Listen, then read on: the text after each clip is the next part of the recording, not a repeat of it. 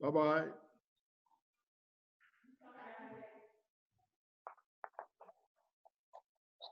Okay, so let's go.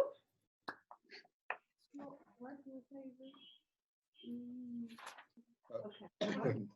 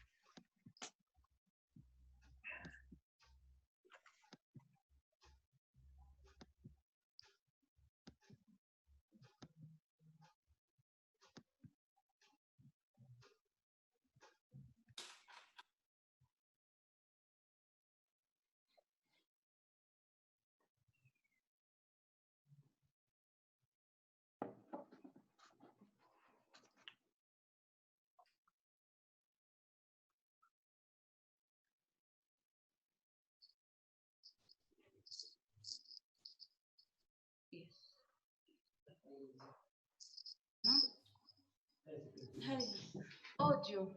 Where is audio?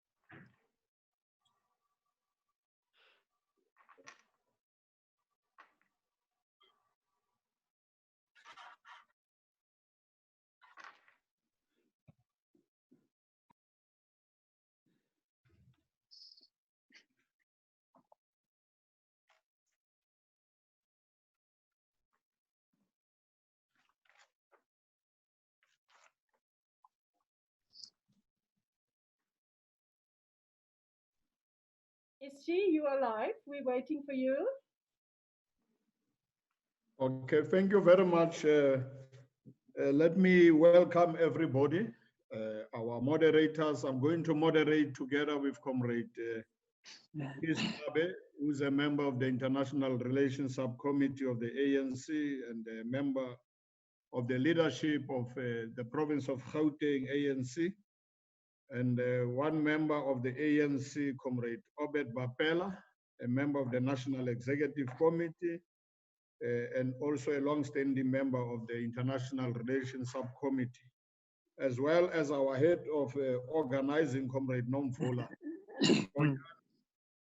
Comrades, good evening. Your Excellency, Comrade Ambassador Hanan Jara, Alliance Leadership, esteemed panelists, welcome to this Alliance Solidarity with Palestine panel, and a warm welcome to all our participants joining from across the country on Zoom and on Facebook and YouTube and other social media platforms. Solidarity of South Africa and the ANC with oppressed people everywhere has a long history, as expressed by ANC President and Nobel Peace Prize laureate Nkosi Albert Lutuli as early as 1953. And I want to quote Albert Lutuli: "Our interest in freedom is not confined to ourselves only. We are interested in the liberation of all oppressed people in the whole of Africa and in the world as a whole. Our active interest in the extension of freedom to all people denied it makes us ally ourselves with freedom forces in the world," close quote. This principal position found expression as the ANC and PLO in exile over decades cooperated and share experiences of both the oppression that their respective people faced and strategies of resistance. As Nelson Mandela said, I quote, "Our freedom is incomplete without the freedom of Palestinians," close quote. At the time of Madiba's words of solidarity in the 1990s, a peaceful solution that will result in two states coexisting seems like a possibility. However, nearly 3 decades later, we have seen an escalation of the conflict, brutal violation of human rights of Palestinians, and the annexation of land of Palestinians with impunity. The plans to annex even more land in the West Bank is therefore a further affront to the right to self-determination of the Palestinians. The ANC echoes the words of United Nations Secretary General Antonio Guterres that this planned annexation of parts of occupied West Bank is the most serious violation of international law and would be devastating for the restart of negotiations and for an eventual two-state solution. Our panel tonight, which consists of well-respected activists of our movement, well-respected commentators in the world, is about adding our voice to the global campaign to stop this travesty. It is more broadly about how, as a country, we can continue to support the struggle of the Palestine people. I will be co-moderating tonight's event with Comrade Peace Mabe, who is a member of parliament, as well as an ANC member of a provincial executive committee of Gauteng, and as I've said, and a member of the international relations subcommittee, Comrade Obed Bapela, who's a long-standing member of this committee, a member of the National Executive Committee, as well as Deputy Minister in government of South Africa. And we will start off our proceedings tonight by hearing from a strong global Palestinian voice, Oma Pogodi, who is an independent Palestinian commentator and human rights activist. He is a founding member of the Palestinian Campaign for Academic and Cultural Boycott of Israel and the Palestinian Civil Society Boycott, Disinvestment and Sanctions, BDS campaign. And I want to take this opportunity and deliberately, I have not yet introduced our panelists because our moderators will be introducing some of the panelists, but I can tell you amongst our panelists, we have Comrade Lindwe Zulu, we have Comrade Obed Judy, we have Andy Bibi, we have Comrade Nduma Nana, Bongani Masuku, Your Excellency Hanan Jara, and one of our veterans, Comrade Ronnie Kasrils. I'm sure the moderators will elaborate more as they allow our panelists to come in. So welcome to this event, and over to you to set the scene for why this solidarity at this moment in the history of Palestinian struggle is so critical, Comrade Omar. Over to you. Thank you very much, dear Excellency, dear comrades in the Alliance and civil society in South Africa.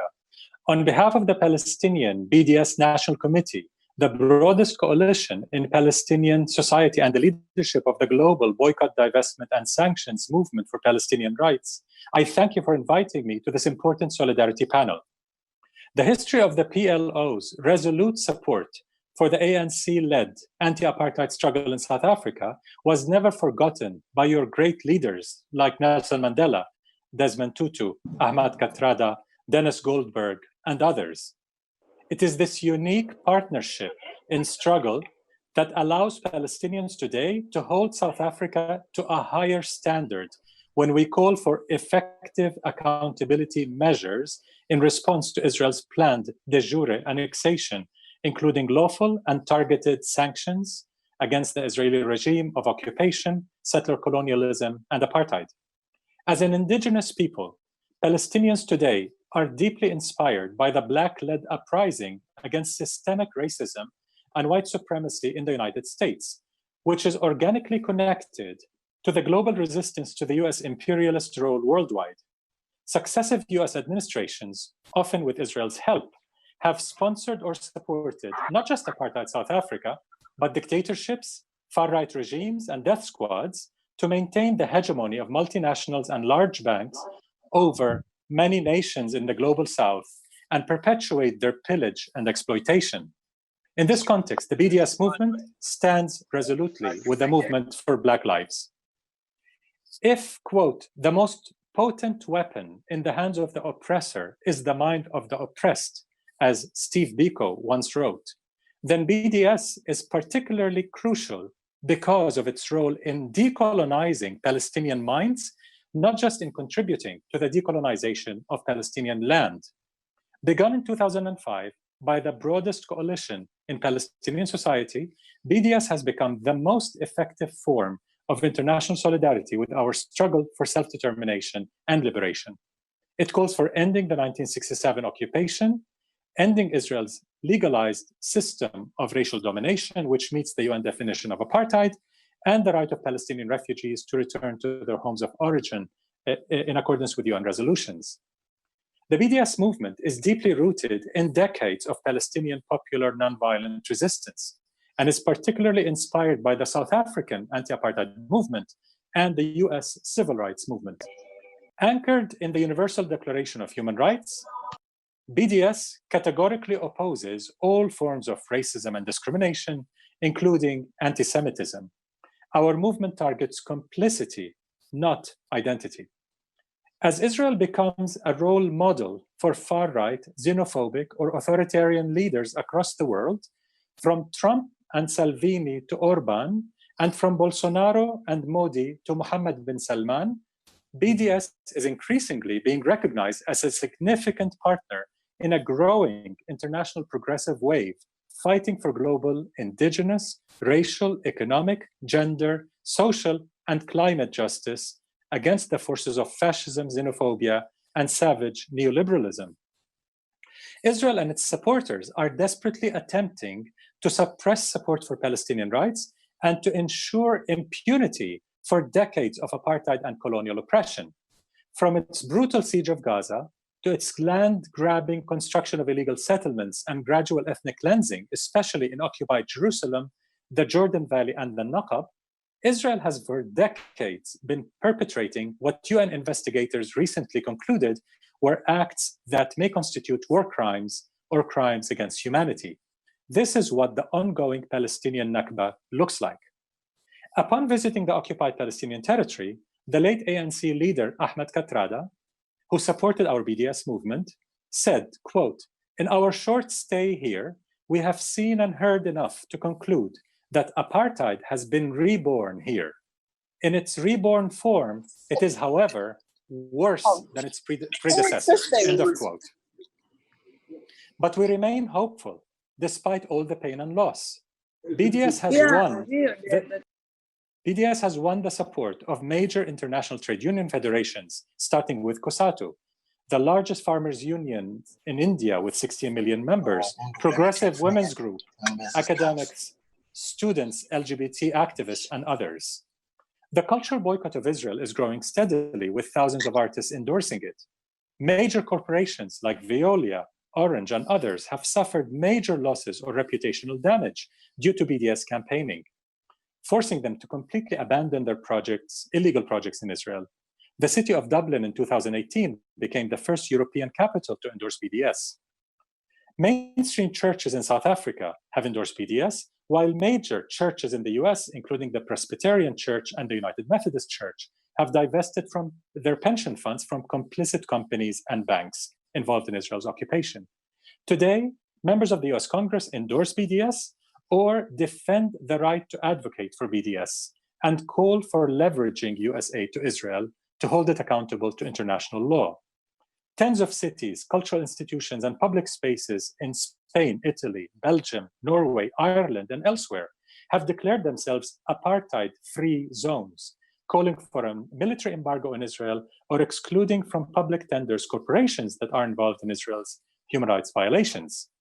In South Africa, we rely on the great work of our partners in the South African BDS coalition, in COSATU, in trade unions, the Communist Party, ANC, and in civil society to pressure government to translate its consistent political positions in support of Palestinian rights into concrete and strategic measures that can significantly aid our liberation struggle. Specifically, and I'm coming to the end, Palestinians are calling on South Africa to help end Israeli apartheid and colonial rule by, 1, excluding from public contracts and investments all companies recently listed in the UN database of businesses involved in Israel's illegal settlement enterprise, as well as other companies that are proven to be complicit but have yet to be included on the list, including HP, Caterpillar, G4S, Heidelberg Cement, CAF, Hyundai Heavy Industries, among others. 2, declaring a symbolic yet morally consequential military embargo on Israel. 3, holding South Africans who have enlisted in the Israeli occupation army accountable to legal prosecution for involvement in war crimes in accordance with South African law.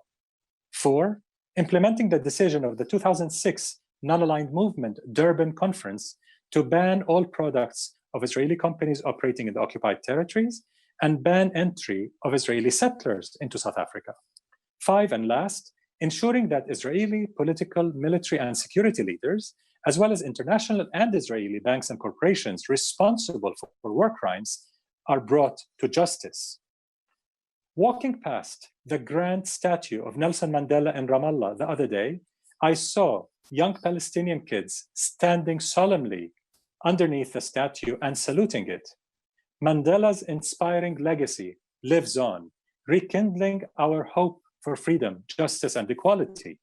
Palestinians look evil in the eye every day. We speak truth to power every day. Like our South African sisters and brothers, centuries of resisting colonialism have taught us to steadfast, to resist, and to insist on nothing less than our full menu of rights, as Archbishop Desmond Tutu once said. We count on you to help us bring to an end Israeli apartheid and to bring forth our South Africa moment. Thank you.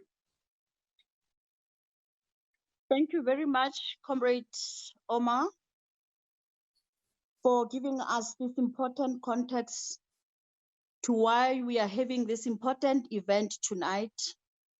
The ANC, in all its international resolutions, have always reflected on its position in solidarity with Palestine since 1994.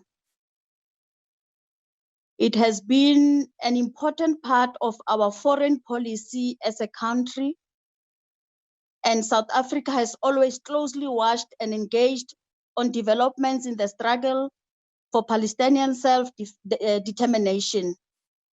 Moreover, as a member of the OAU and African Union, Democratic South Africa actively advanced the African position in support of Palestine, expressed in numerous resolutions of the OAU.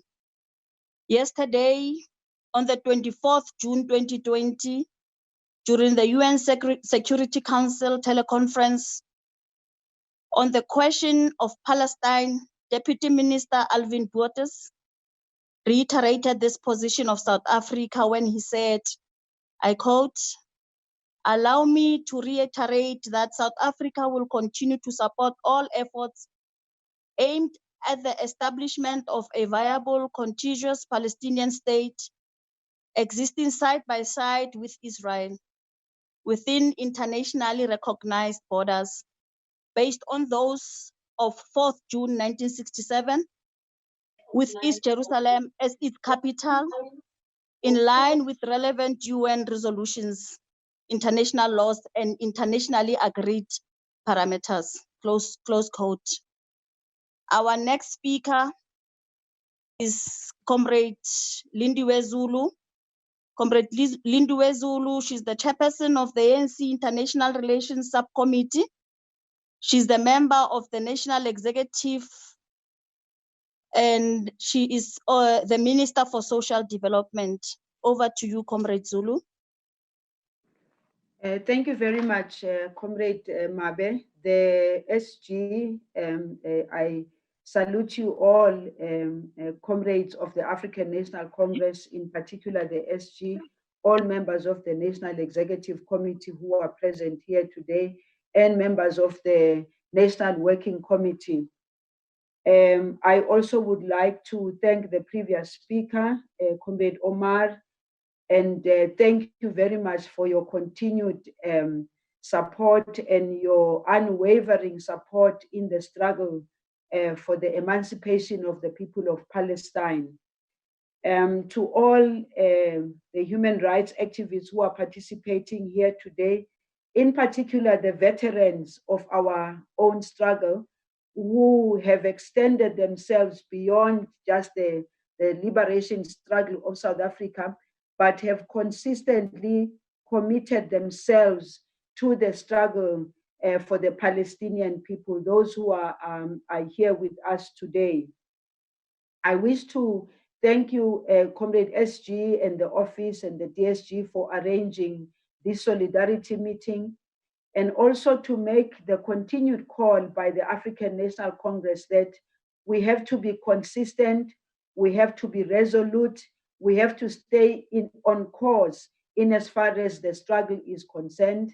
And as we were also supported ourselves in our own liberation struggle by the very same Palestinian people, it is our turn, it is our time to remain on course.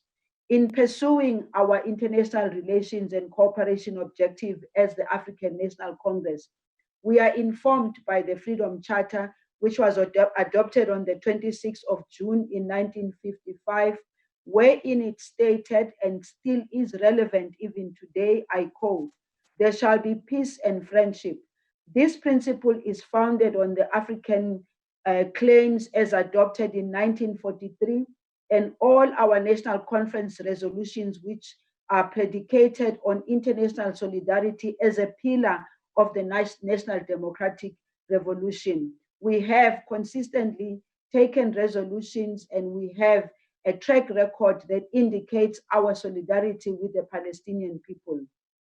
Our view of the world is based on the founding principles of the Freedom Charter, namely a world in which there is respect for the right of national sovereignty of all nations and the pursuit of world peace and friendship and not wars. As the ANC, our strategic objective is to ensure that we build a better Africa and a world that is free from shackles of underdevelopment and the legacy of colonialism. And as such, we'll continue to advance our progressive internationalism and solidarity around the world.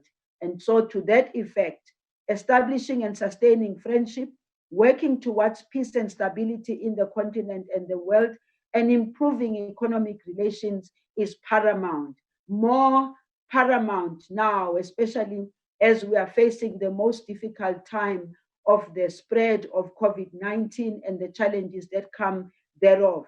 So solidarity and campaigns for the African National Congress will continue to play a critical role in the continent and the global progressive movement. This is the cornerstone of the founding values of the National Democratic Revolution. And as such, we'll continue to galvanize and sustain solidarity relations with oppressed people in the continent and internationally.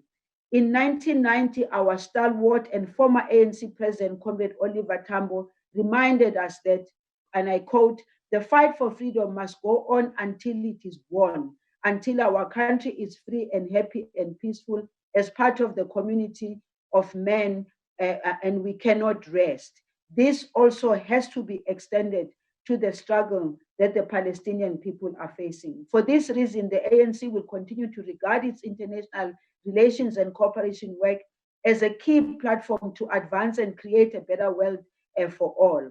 And as far as the Palestinian struggle is concerned, our continued and unwavering support with the oppressed people of Palestine. You will recall that successive ANC national conferences have taken resolutions and action in support of the Palestinian people, with the most recent being our 54th National Conference, which resolved that, and I quote, in order to give practical expression of our support to the oppressed people of Palestine, the ANC unanimously resolved.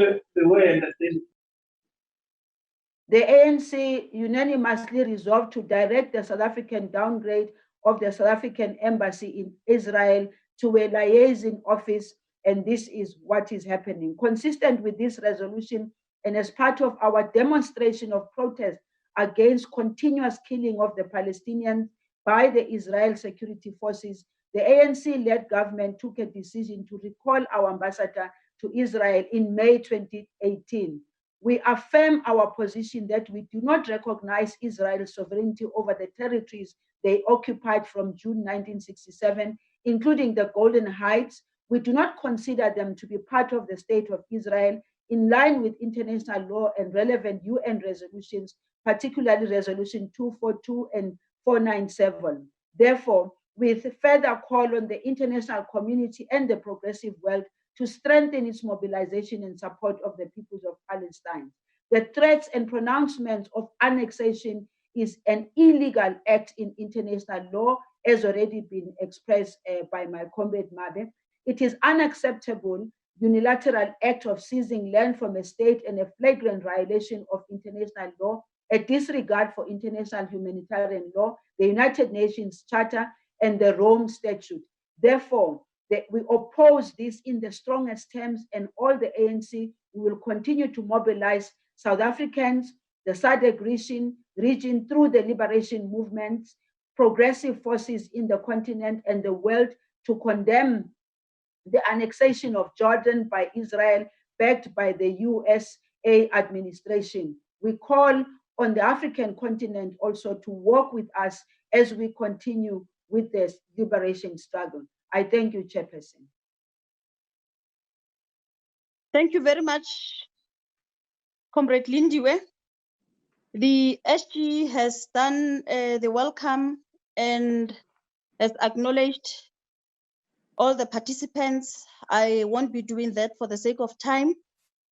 Thank you, Sis Lindiwe, for reminding us of our numerous resolutions and actions that our liberation movement and government have taken in support of the struggle of the Palestinian people. I will now call upon Comrade Frans Baleni, who is the South African Communist Party Secretary of the International Relations and a former General Secretary of the National Union of Mine Workers and the current chairman of Petro SA. Comrade Frans, the floor is yours. Thanks, Comrade Mabe. Good afternoon to the leadership of the African National Congress, COSATU, SACP, the NGOs, veterans, and fellow panelists. The South African Communist Party unwaveringly stands with the people of Palestine in their struggle for fundamental right to self-determination. The SACP fully supports the intensification of the just cause to end the apartheid Israel occupation of Palestinian land. Our next step is to upgrade our program of action, focusing on strengthening international solidarity, democratic and peaceful activities in support of the oppressed people of Palestine. In the same way, the SACP calls upon the African Union to demonstrate and express active solidarity with the oppressed people of Palestine by adopting and implementing a program of action to support their just struggle for democratic national sovereignty. The program should include the objectives of global boycott, sanctions against the apartheid regime of Israel as a starting point, and imports of Israel products produced from the occupied Palestinian territories should be completely prohibited in our continent. As a sign of continental unity, a clear message of solidarity with the oppressed and expropriated people of Palestine. We know better as South African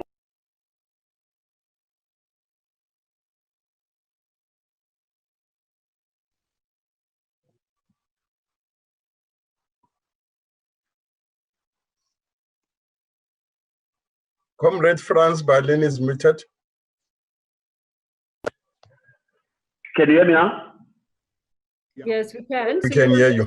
Okay. Oh, okay. You can proceed, Comrade Baleni. Okay. So we fully support the solidarity campaign to an extent that over the decades, people of Palestine have been oppressed. It is time for them to be free. We know better the pain we've gone through to be where we are today in 1994 and starting to enjoy our freedom. The SACP fully supports this campaign against the annexation of land of people of Palestine. I thank you very much. Thank you very much, Comrade Franz Berlin, for the message and the statement that is very clear on behalf of the South African Communist Party. Our next speaker is a member of the Global Boycott, Sanctions, Disinvest Campaign, BDS for short. Comrade Judy Favish is an activist and leader of the BDS South Africa Committee, and will be in her input tell us about the BDS, the work it does, and its current campaign to stop the annexation. Comrade Julie, over to you. Thank you very much, Comrade Obed, and thank you very much for the invitation to participate in this very important meeting today of the Alliance. So I want to start by recognizing and affirming that South Africa has had a long history of solidarity with Palestine, but that solidarity has largely been structured on a local basis. And towards the end of last year, in order to address some of the weaknesses associated with the local-based approach, the international Palestinian BDS movement entered into discussions with some of the comrades who have been involved in solidarity work in South Africa, with a view to launching a coalition comprising largely Palestinian solidarity organizations, but in alliance with civil society organizations.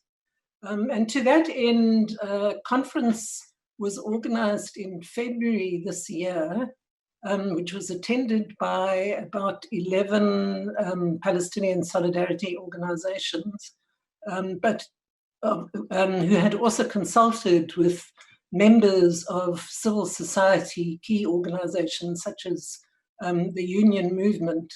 And at the end of that meeting, an interim committee was elected, and a set of key principles which would underpin the way in which the coalition would approach the task of organizing campaigns in support of the Palestinian struggle were adopted. This interim committee is now the officially recognized structure for communicating with the international solidarity movement. The strategic vision of the coalition is to fight for a just peace, democracy, equality, and safety for all those who live in historic Palestine. Naturally, we support the three key priorities of the BDS movement internationally, which, as Comrade Omar articulated, include ending the Israeli occupation and dismantling the wall, full equality for Arab Palestinian citizens, and recognizing and respecting the rights of return. We had hoped to launch the coalition formally in July this year, but due to the COVID pandemic, that has proved difficult. We have organized a number of solidarity activities already, including an international webinar to commemorate the International Nakba Day. But our key campaign is really focused on ending or preventing and stopping the impending annexations. So we believe that we're at a critical juncture in the Palestinian struggle. On the one hand, we have an increasingly oppressive Israeli state, bolstered very powerfully by the American government, as evidenced by the so-called deal of the century. And of course, the imminent debate on annexation, scheduled for the 1st of July in the Knesset. And on the other hand, we are seeing increasing levels of mobilization across the world around racism in the United States and elsewhere, including in South Africa, as well as some of the key challenges which have surfaced through the pandemic, which have really highlighted unacceptably high levels of inequality and poverty across the world. But sadly, the silence about racism perpetrated against Palestinian citizens continues. Now, 50 Palestinian civil society organizations are challenging the world to end this silence. They have stated that how nations respond to the impending annexations constitutes, and this is a key point, and I quote, a litmus test for the international community, and I unquote, to demonstrate solidarity, not through rhetoric, but through concrete action. The International Palestinian BDS Movement has called on the South African BDS coalition to take the lead in a global campaign to halt the annexations and other egregious violations of international law and human rights. So in crafting our response as a solidarity movement, we were very mindful of the need to respond to the demands that had been put forward by organizations and civil society in Palestine themselves. Hence, the global statement that we compiled and released for endorsement in South Africa is grounded in the call which was drafted by the civil society organizations of Parliament. And in essence, the global statement, the Global South statement, is calling on government in the Global South, and in our case, our own government, obviously, to use its power as the chair of the African Union, as well as its seat on the Security Council, to implement, as Comrade Omar said, some concrete and strategic measures in order to demonstrate their support for the Palestinian struggle. These have been mentioned before, but I think it's worth reiterating because these are the forms of action that the international solidarity movement is hoping that the South African government will lead internationally. So the first relates to, within the United Nations, adopting a resolution providing for targeted sanctions on Israel, including a boycott of all products emanating from the illegal settlements, suspension of trade agreements with Israel, and a military embargo. All measures that are similar to those that were adopted by the United Nations Special Committee on Apartheid, and which, as we know, played a key role in advancing our own struggle against apartheid. Secondly, to promote the idea of a establishment of a UN Special Committee on Apartheid to address Israeli policies over indigenous people in Palestine, to guarantee the effectiveness and, very importantly, the regular updating of the United Nations database of companies involved in business with Israel's illegal settlement enterprise. And lastly, supporting the International Criminal Court's probe into Israel's war crimes and crimes against humanity perpetrated in the occupied Palestinian territory as well as in Israel itself. To this end, so far, we have managed to get almost 300 signatures from eminent and prominent people across our society. These include former President Kgalema Motlanthe, the Deputy Speaker of the National Assembly, religious leaders, former and current university vice-chancellors, former cabinet ministers, veterans of the liberation struggle, retired military generals, former commander of the Defense Force, senior academics, social activists, human rights defenders, unionists, community leaders, members of the business community, arts and culture activities, and ex-political prisoners and trade unionists.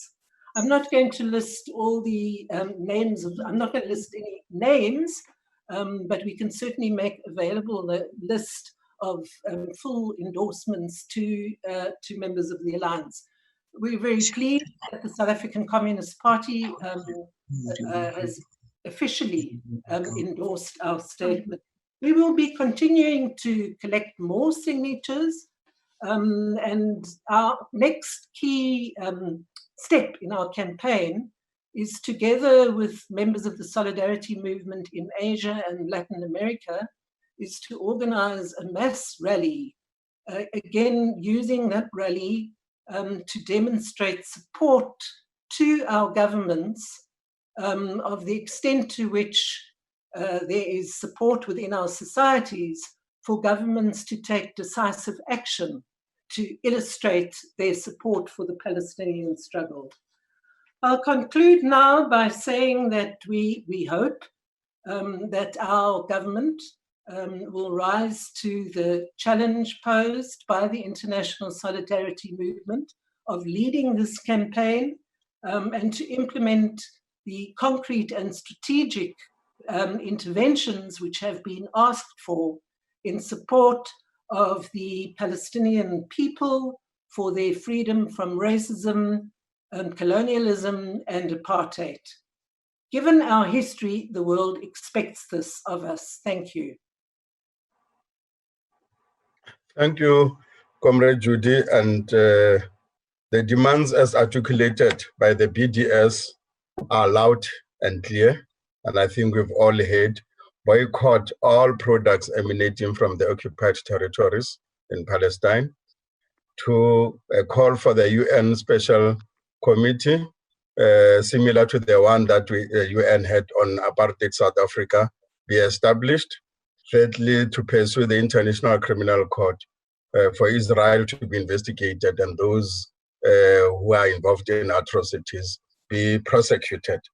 Loud and clear, and this points to the important role that civil society continues to play in helping to influence and shape the policies of governments. And I think the issue of the organization of the land reminds us of the 1913 Land Act in South Africa, when the former Secretary General of the ANC, founding Secretary General, Pixley Gaseme, said, we wake up one Friday morning and we found ourselves as pariahs in our own land, meaning we are outcast. And I think the organization that is about to begin in Palestine is similar to that.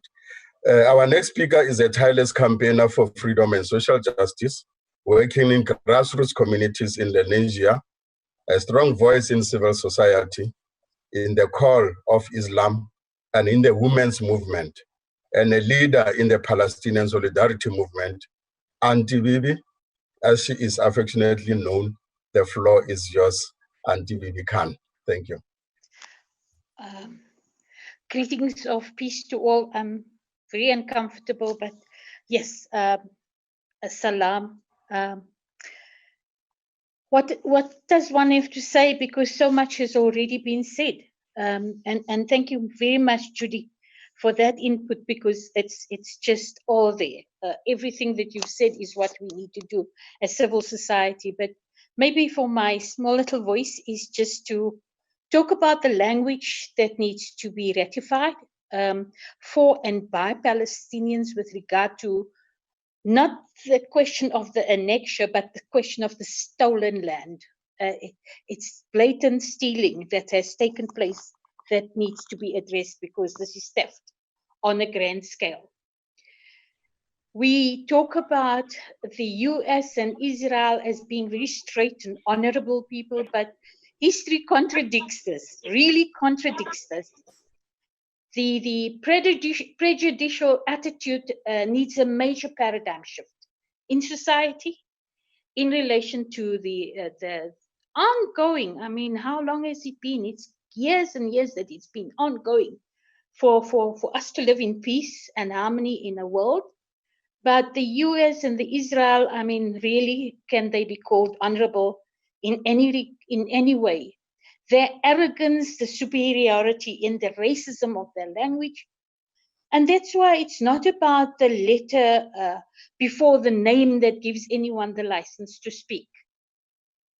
Every one of us have a license to speak. And that's where we are about making sure that women's voices are raised. And we speak out against the dominance and the oppression in relation to the Zionists.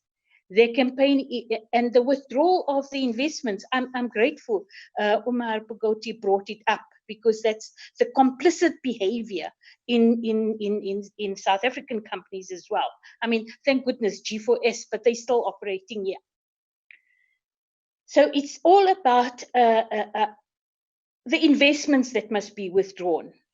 And there's many noble persons, ordinary people that want to have their names associated.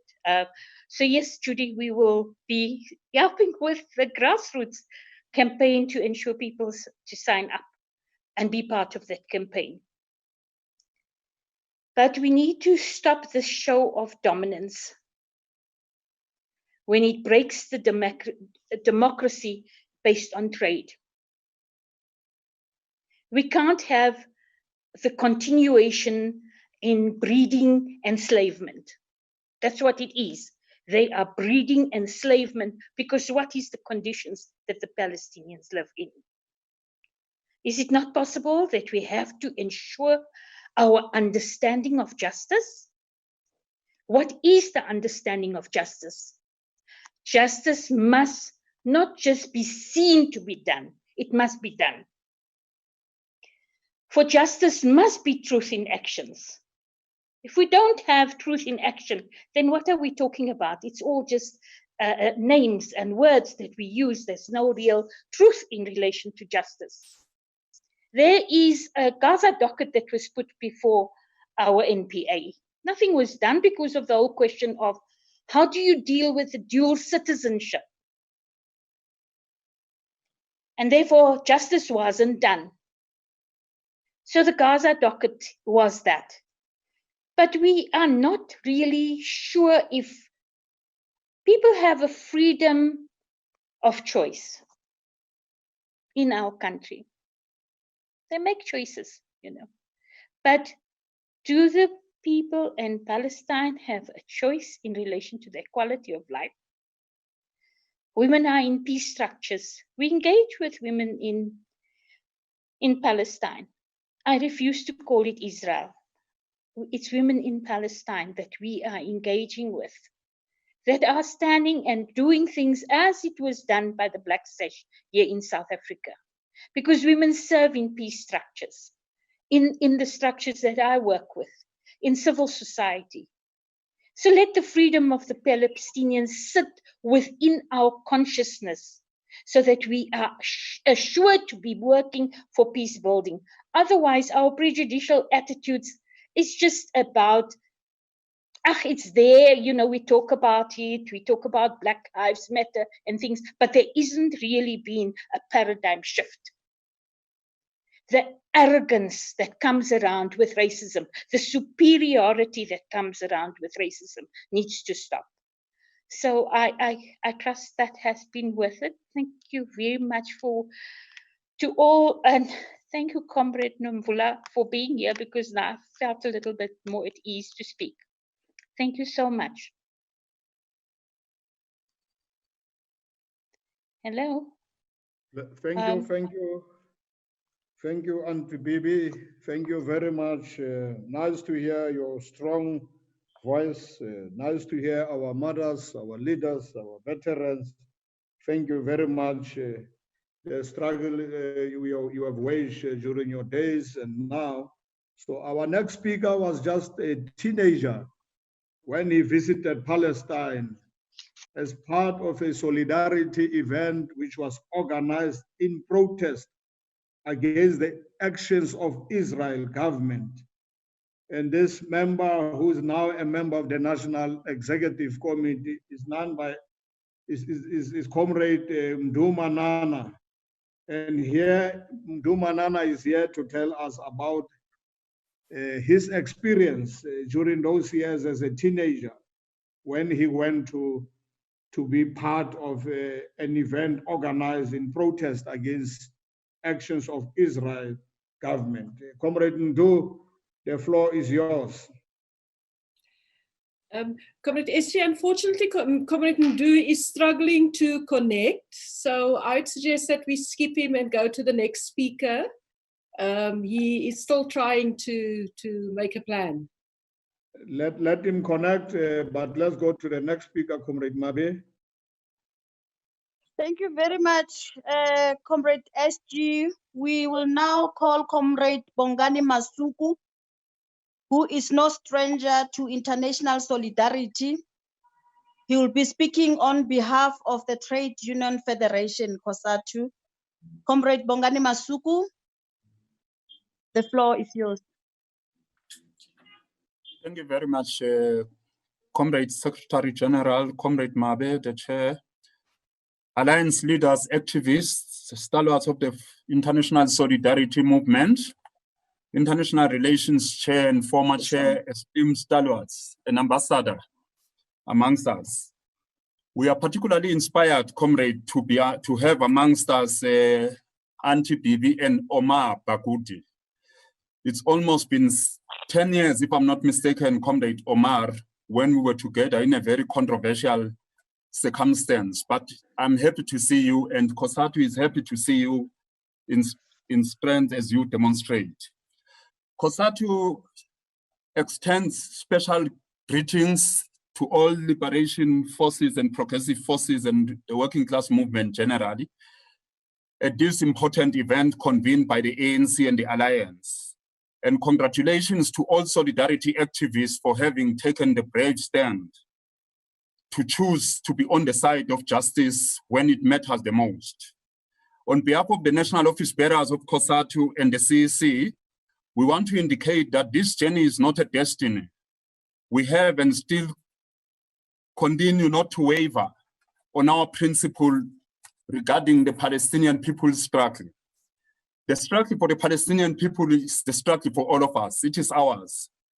It's a struggle for all who suffered and still suffer the same brutality of racism. Racism in the United States and racism in Israel and racism in Africa has not different effects, it's the same. It is not possible to have freedom for some and imprisonment, occupation for others. There are countries that have particularly positioned themselves as the manufacturers and the factories that produce and reproduce racism, particularly the United States and Israel. They reproduce imperialist racism and the domination of humanity in every sphere of the world. And we must be clear, comrade, that there is a direct relationship between racism and poverty. Poverty, class, gender are inseparable. There is a relationship, one feeds the other. So it must be very clear that waging one struggle is simultaneously expanding the frontiers of justice and dignity in every other sphere. COSATU is proud to be a founder member of the Bds Movement and other solidarity movement that have been in the front line of the struggle against the oppression of the Palestinian people, occupation and colonialism wherever it manifests. Workers who throughout all these ages have been the anchors of the global justice movement against apartheid and colonialism have stood resolutely at the risk sometimes to their own lives and their own livelihoods. COSATU recognizes the inseparability and indivisibility of freedom, of rights and dignity. COSATU unions have sent delegations to Palestine and offered practical solidarity. We pay special tribute in particular to the former deputy president of SAMU, Comrade Boss, who was treated so inhumanely by the Israeli military as he was leading a COSATU delegation to the occupied territories, and all other stalwarts and activists who have been to the front line in the Palestinian land. We are proud, comrade, that together as the Alliance, the ANC, SACP, and COSATU, we formed what used to be called, Comrade Ronnie Kasrils will recall, what was called the End the Occupation Movement. And we moved on also to be founders of the Coalition for a Free Palestine, and BDS and all other movements that we have participated in. In this way, we are proud of the little contribution, no matter how big the odds and the scales against us.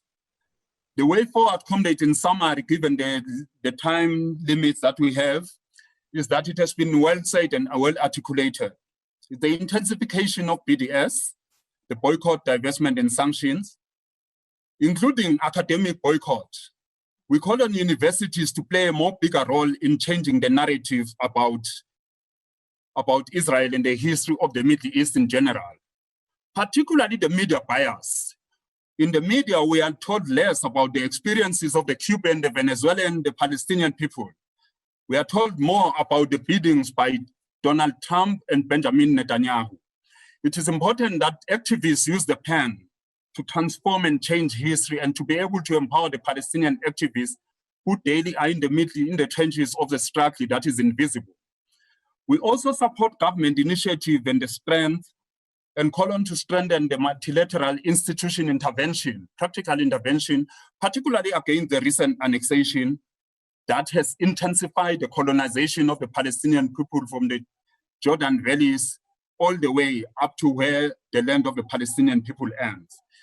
Lastly, Chairperson, we want to call on the strengthening of an Africa solidarity movement that will be able to highlight and stand strongly against racism wherever it manifests itself. Because racism is not unique to any particular country, it's a global virus. It is reproduced and produced by those who benefit from the institutions of superiority, of domination, of imperialism, of patriarchy, and of sexism. It is important that we link the universality of these structures, that there's no one structure that waits for the other. They proceed simultaneously. In our theory of the national democratic revolution, we say the interrelation of the contradictions is such that none waits for the other. As we fight sexism and patriarchy, we fight racism. As we fight racism, we fight class oppression simultaneously. These are the structures that workers and people of the world are involved in, and we stand to be counted. Thank you very much. Thank you very much, Comrade Bongani, for that revolutionary message of solidarity from COSATU. Our next panelist needs no introduction. The Ambassador of Palestine to South Africa, Her Excellency Hanan Jaral, who at the age of 14 experienced the first Intifada, and since then have been a tireless fighter for the freedom and self-determination of her people, including working in Palestinian National Authority. Your Excellency, you're welcome. The floor is yours. Thank you, Comrade Pace. Thank you, dear comrades. Firstly, I thank you on behalf of the Palestinian people for giving us the chance to be here with you. And I would like you to thank you for this event organized by the ANC-led Alliance in solidarity with Palestine. Palestine and South Africa have a shared experience in fighting racist policies and brutality by other nations. The PLO and the ANC has a relationship rooted in the fight against apartheid South Africa. It is shameful to the human race that in the 21st century, we are still experiencing such racist behavior at this level. Since 1948, Palestinians have been subjected to violence and racism in Israel's quest to take the land. The ethnic cleansing campaigns never stopped. They continue daily and systematically by demolishing Palestinian houses, grabbing lands, arresting and detaining Palestinians with no just cause, and leaving many die in Israeli jails. The blatant killing of innocent civilians, even children, without provocations. Israel's treatment of Palestinians in the occupied territory is similar, if not worse, than the treatment of blacks in apartheid South Africa. Unfortunately, we have endless military checkpoints restricting our movement, the constant presence of armed soldiers. Our economic rights are strangled. Gaza has been under siege for 13 years and is effectively turning into the biggest air prison on earth. And the list goes on and on. Israelis, and especially the settlers, treat Palestinians as less than human. There are separate roads and areas for Israelis to enjoy that Palestinians are not allowed even to access. And this will continue even now more in a more worse way. The latest plan to reduce Palestine to virtually nothing is the annexation plan, which is another 30% of, which is losing another 30% of the Palestinian land. Unfortunately, this annexation plan, which explores the first step in the possibility of implementing the Trump's plan, has been strongly opposed by the international community. The Israeli government, on the other hand, has confirmed that they will proceed with this annexation, which constitutes a violation of the Geneva Convention and the international law. Allow me to share with you the impact of this criminal act on Palestine. I mean the annexation plan, the annexation of the Israeli settlements located in the West Bank and the Jordan Valley. First, Palestine will be reduced to a Bantustan made up of small pockets of land, virtually disconnected from each other. Annexing Jordan Valley by Israel will cut what is left of Palestine off from its border with Jordan, cutting us off from access to the world.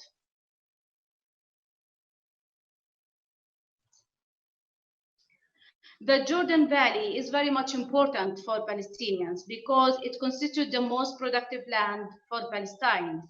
We will lose around 50% of our agricultural land. Our loss from the sale of produce will be around 60%. One of our most important stone quarries will be lost due to this annexation of the Jordan Valley. We will have no access to the Dead Sea for its salts and minerals. Being cut off from an international border strangles our ability to trade with the world. Palestinians, moreover, will lose 170 million cubic liters of water. That is the key of the life of Palestinians in this area and in the whole West Bank and the Palestinian state. Then comes the question of what happens to the 70,000 Palestinians living in the area. We know from experience that Palestinians will not be treated as equal citizens under the Israeli rule. Where will these Palestinian families go if they are expelled from their land, as it happened in the 1948 and the 1967? When this theft of Palestinian land would come to an end, nobody knows until the international community really acts opposing the Israeli procedures and practices. What is left of the West Bank still includes Israeli settlements that Israel, of course, will want to absorb. It is clear that Israel has no intention of allowing a viable Palestinian state. As it stands, if Israel succeeds in this annexation, all hopes and realities of a two viable states, one Palestinian and one Israeli, will be lost. It's not only about geography. It's not about land. It's about the identity. So the annexation and the Trump's plan is not only a normal plan, For the Palestinian, it's an existential threat. It's the threat of our existence, of our identity as Palestinians and as Arabs, Muslims, and Christians lives in this area. For 72 years, Israel's criminal behavior has gone unpunished by the international community.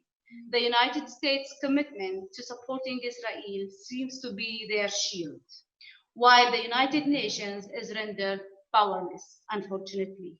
We need for the international community, both civil society and governments, to stand together and act without delay to stop Israel from causing another major humanitarian and political catastrophe in our lifetime. We need the kind of support with sanctions and boycotts that South Africa received against the apartheid regime. We must avoid together another racist regime from succeeding in their violent oppression against our nation. What is needed, or what is our demands from South Africa and from the international community? We demand, first of all, South Africa to support Palestine in making the needed lobbying and advocacy in the entire African continent as chairing the African Union now. We also always demand their support in the Security Council as they are members now, and they always have been vocal on this issue, and we really appreciate and thank them for unwavering support on the international platforms.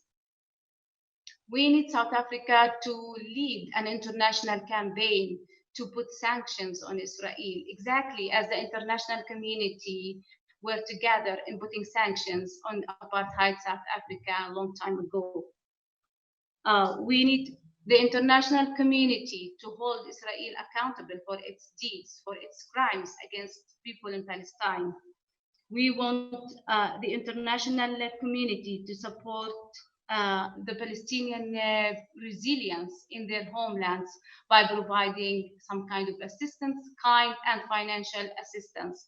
As you might all aware, now the Palestinian government is facing a terrible financial crisis due to Israel freezing the taxes of the Palestinians, not allowing them from receiving their due money because of the security, because of the absolve of the Palestinian government from all the agreements with the Israelis, and most importantly, the security cooperation.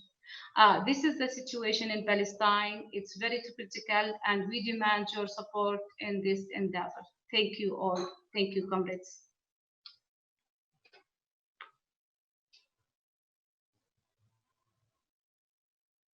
Well, thank you, Your Excellency, our dear sister.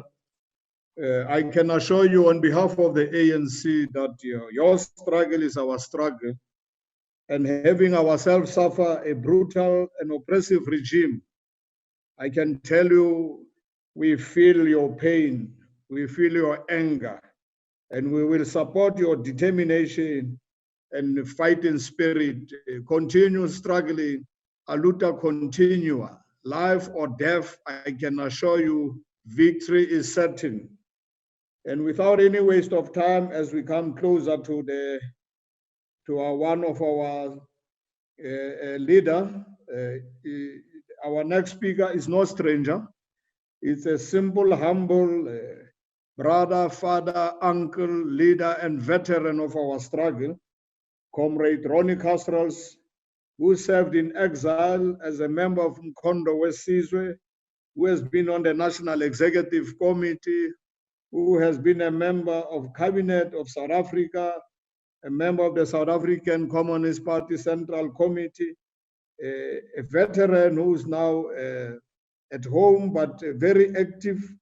And Comrade Ronnie has been very consistent, like his movement, like Oliver Tambo, like Luthuli, like Mandela, like many others of the ANC. Comrade Ronnie has been consistent in support of the Palestinian cause for freedom, and over the last few years have dedicated much of his time in the Palestinian solidarity movement, including a member of BDS, and Comrade Ronnie Kasrils, over to you, our leader, our veteran, our father, our brother, our uncle.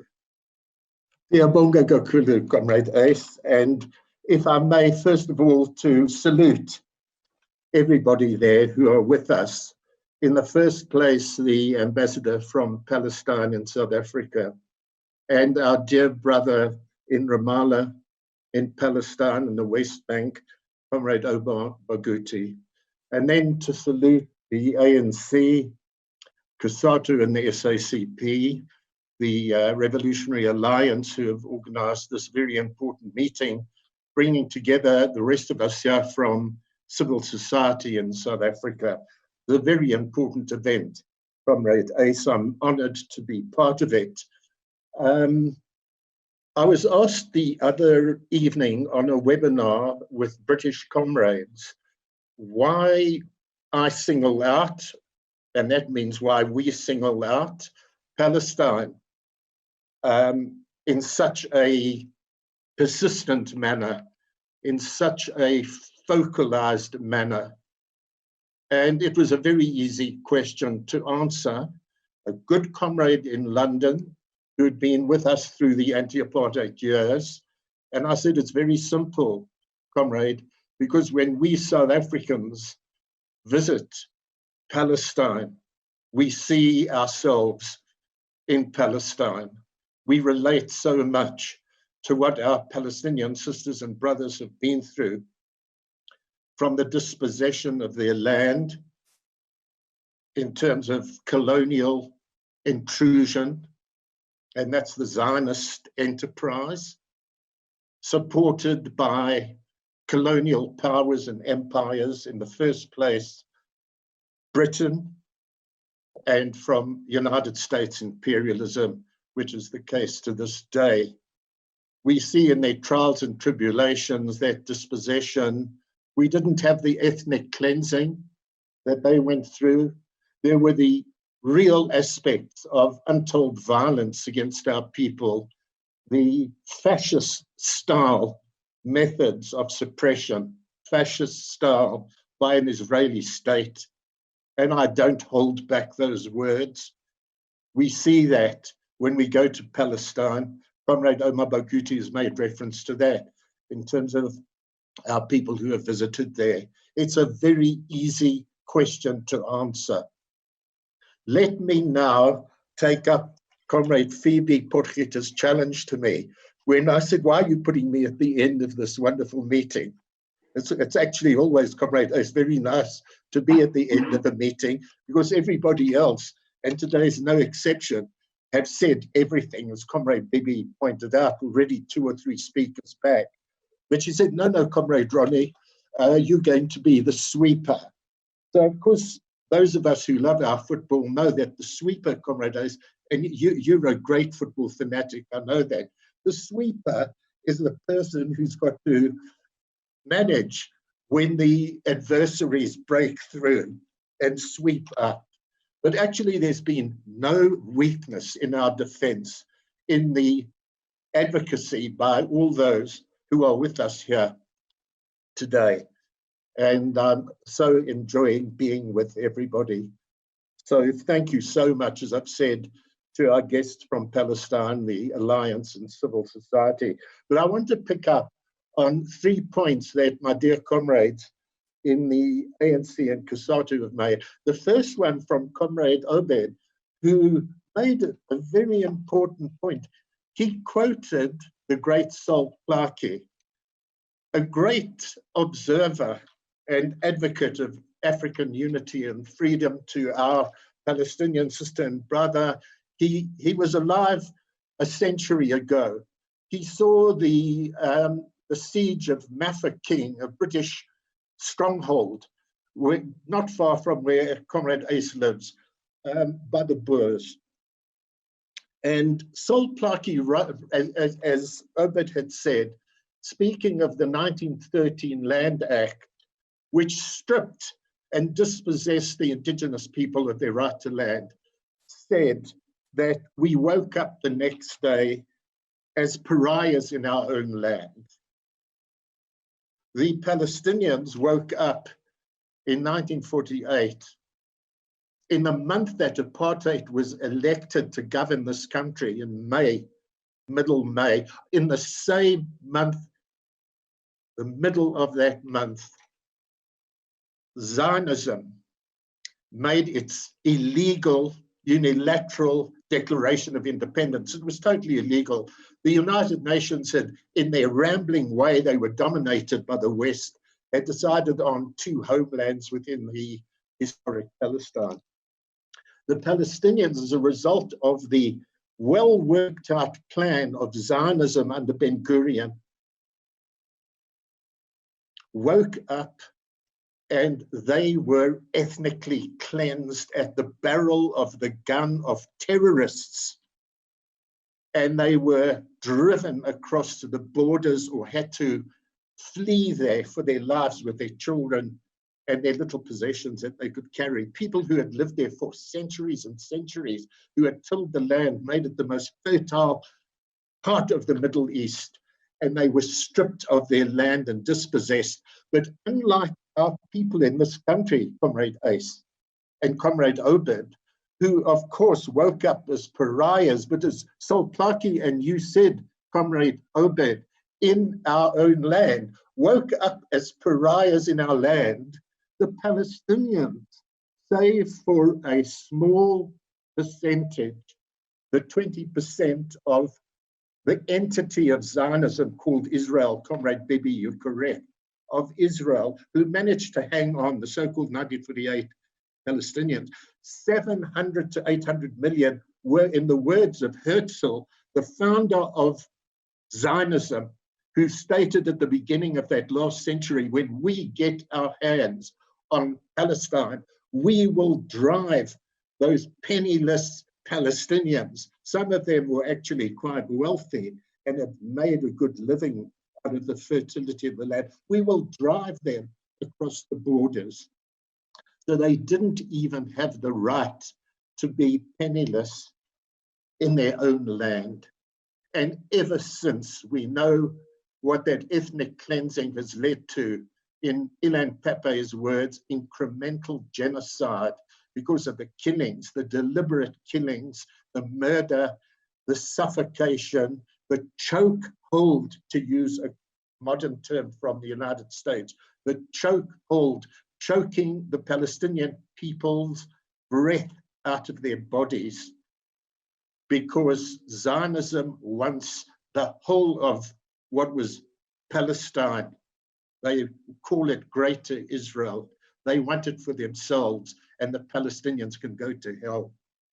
I want to come to Comrade Lindiwe Zulu, who was the one, I was so pleased, Comrade Lindiwe, when you mentioned the name of the great Oliver Tambo, because I want to remind us South Africans, and I want to tell Comrades Oma and the ambassador, that probably, in my view, the most outstanding proponent of justice for the Palestinian people was our late president, who preceded the great Nelson Mandela, Oliver Tambo, because he led us in those almost 3 decades of exile, when the PLO, and I'm so pleased that Comrade Omar made reference to them in the 1960s, were with us in our armed struggle.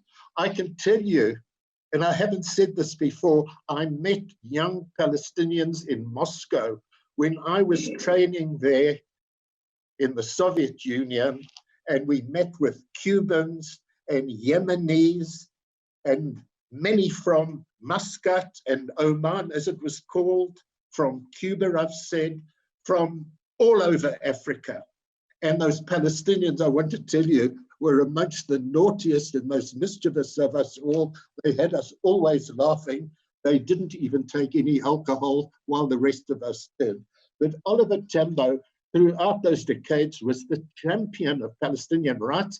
Comrade Ace, I just want to record, and Comrade Lindiwe Zulu, that if you look at the history books, whose voice was it out of the global South, most prominently speaking and decrying the criminality of the Israeli death force when they descended into the Lebanon, and they were behind the butchery at Shabra, and Jatila. And Comrade OR compared the massacres there to the massacres that we of the ANC and of Mkonta, which is where our armed wing, were facing in Southern Africa. Comrade OR was the pioneer at the United Nations in getting those key resolutions adopted, including that apartheid was a crime against humanity, and subsequently that Israel represents that crime against humanity because it is an apartheid state. I want to just come to sweeping up in support of Comrade Bongani Masuku from COSATU, who has made reference to a campaign we got going some years back, about 10 years back, on in the occupation.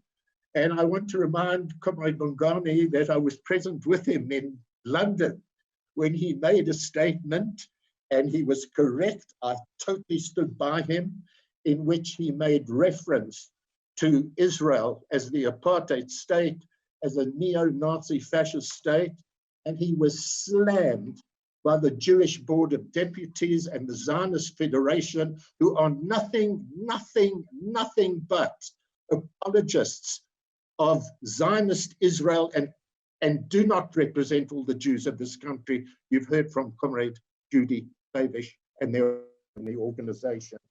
And we stood by Comrade Masuku, who just recently, at last, the wheels of justice turned slowly, being cleared of that particular remark. But Comrade Ace, with the time running out, let me just take up the point about where we go to from now. I want to echo from our two Palestinian comrades, Comrade Oma, who fittingly opened this event, and the ambassador who has just preceded me.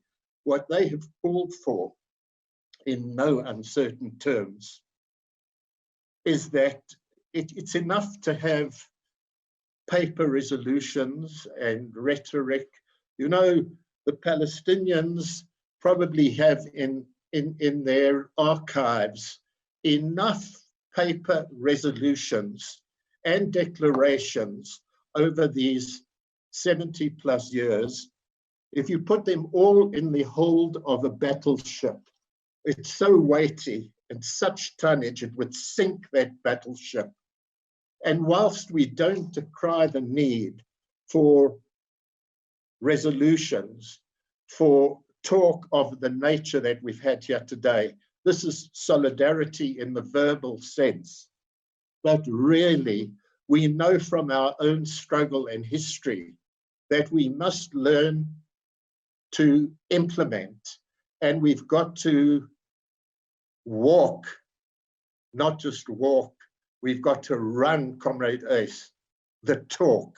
We've got to put the talk into action. And the pyromaniac who sits in the White House and the pyromaniac who sits in West Jerusalem, I call them pyromaniacs because in their absolute crazy, mad, fascist zeal to seize all the land of Palestine, they put a match to a powder keg that we see that demented dictators who undermine the resistance, the resolution, the samud of the people always do.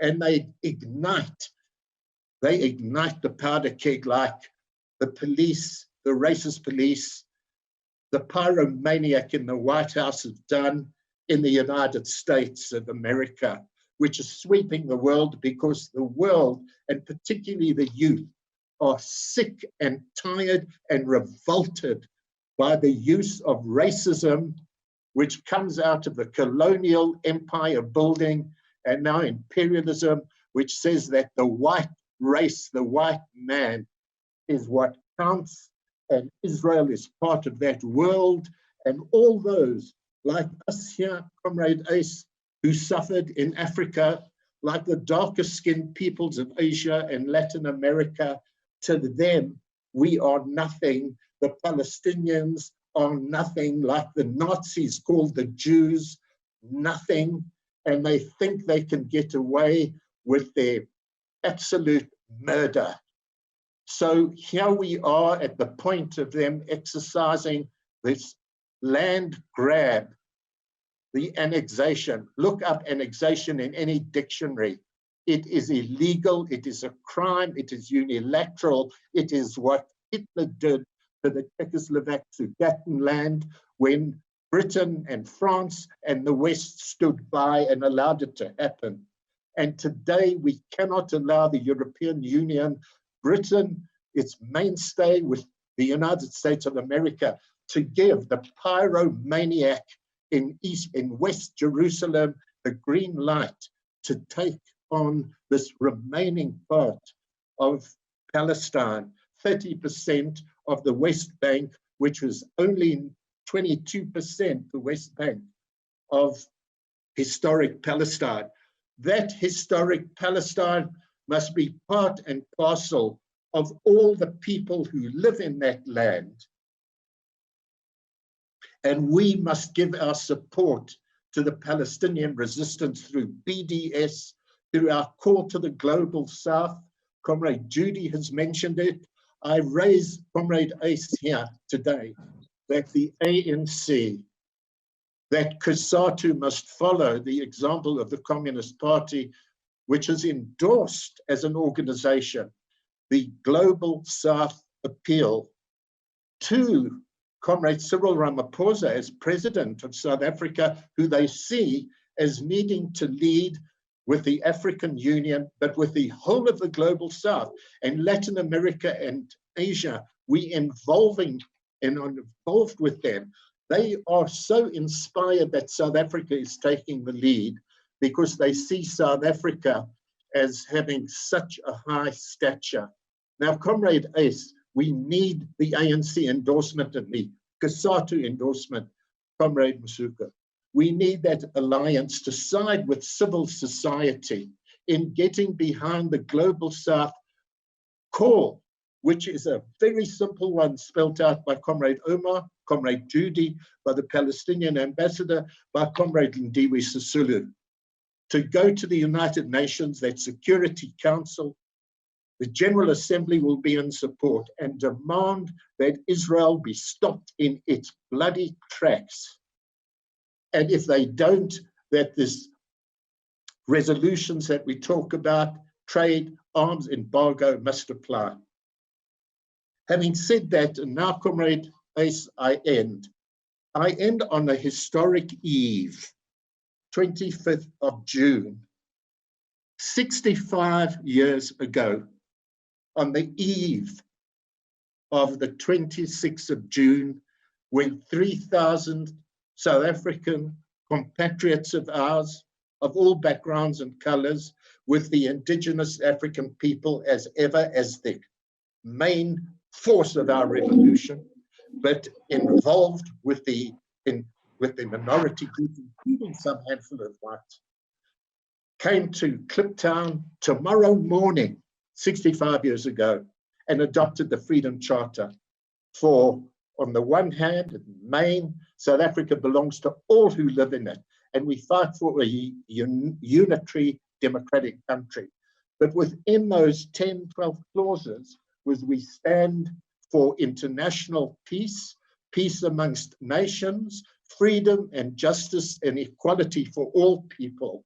And inherent in that was our solidarity with the people who had suffered from colonial oppression, exploitation, expropriation, dispossession of land and rights. The Palestinian people are the one people that are remaining, that are lost in the queue. And if we can provide the weight of international solidarity and the bite of boycott, divestment, and sanctions that this colonial, racist, neo-fascist Israel deserves, to isolate it and to apply our fullest pressure of the global South, Africa, Asia, Latin America, and the rest of the world against countries like Britain and the United States, with a huge upsurge from the Black Lives Matter movement, which is going to add weight enormously to changing our world, and to come down on a remaining entity that is attempting to implement to the full a greater Zionist apartheid Israel. We've got to stop that. And I want to end by saying that the stand against the annexation is not the end of it. Because, Comrade Ace, in concluding, again, in thanking the ANC for inviting me here, for organizing this wonderful event, it's not the end.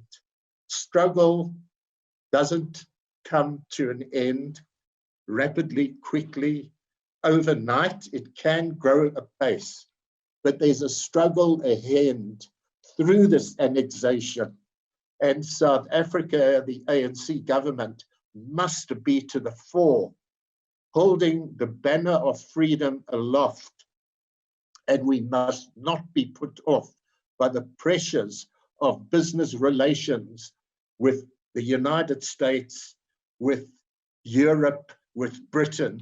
We must stand by the principles which has made the ANC a great organization and the Revolutionary Alliance a great one. And we joined now, not by opponents of the principles that the ANC has stood for in our civil society, but those who want to assist in us moving forward and in providing what the Palestinian ambassador called on us to do, what Oma Comrade Pogodi called on us to do. That is absolutely vital for us in this country. Siyabonga kakhulu, shukran, our love and solidarity to the people of Palestine. Siyabonga kakhulu. Long live Comrade Ronnie, long live. Thank you, Comrade Ronnie Fiery, as always, our veteran. And you did it with inspiration and also with clarity.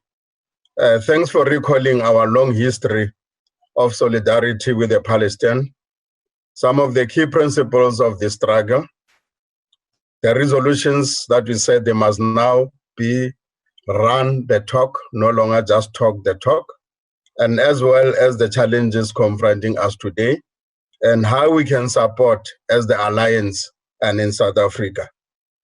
We will now then, as the moderators, be allowing for me to summarize and then thereafter then hand over to the session on questions and answers. Thereafter, Comrade Bds Movement will then be coming back. On the summary, what of the inputs on, obviously, an annexation program that is unfolding in addition to the occupation of Palestinian land is coming very strongly throughout all of the speakers that spoke today, the panelists. And then also the support for the Palestinian question and the Palestinian struggle is coming very, very, very strongly as the panelists were talking. And also to then also use the ways of decolonizing of Palestinian land and then the end of apartheid oppression in Palestine. Those words were used strongly as part of our support for the Palestinian struggle. The solidarity to be extended and then solidified by everybody, the trade union movements, the student movements, the youth, the religious bodies, political movements, academics, all of them be mobilized continuously. That we should continue the boycott of Israel products that emanate from the occupied territory. And also the issue of the criminal court, the International Criminal Court be pursued, and then also go for the resolution of the UN to have a special committee on Israel and for the free Palestine.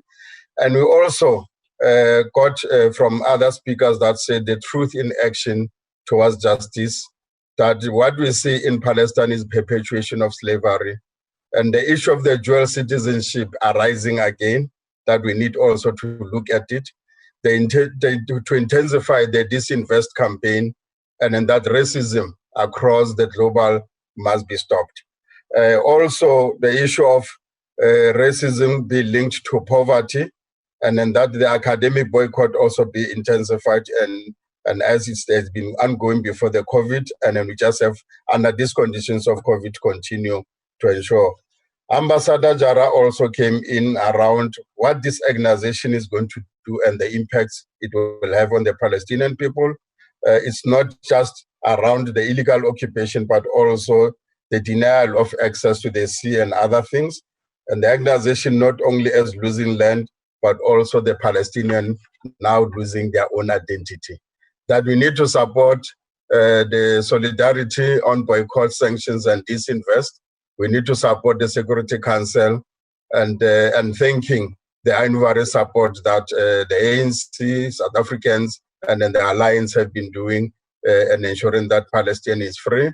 And we want South Africa to continue to mobilize the international community to support the struggle of the release of the Palestinians, and that the Palestinians financially is not being squeezed by Israel by refusing or on an agenda of ensuring that whatever is due to Palestine is stifled and not access to the Palestinians. The veteran, obviously, as a sweeper, swept very well. And thank you very much, Comrade Ronnie, for that, and by recalling this long history.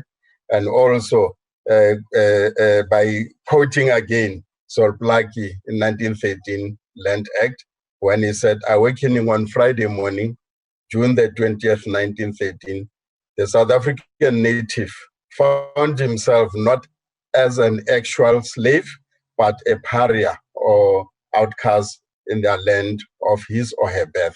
Obviously, in the old quotation, it will say his, but we are now non-racial and non-sexist part. We are there, including the his and the her of birth.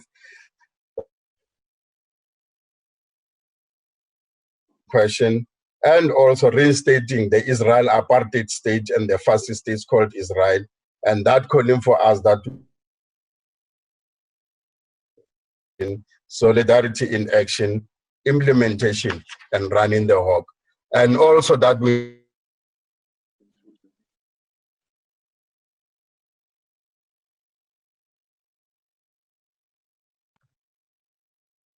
You are muted. I got cut. I don't know what's happened.